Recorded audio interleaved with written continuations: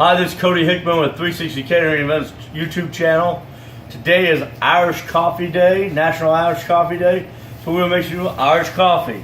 We already have our nice roasted coffee in our glass. We're going to add in our Baileys. You can't have Irish coffee without Baileys.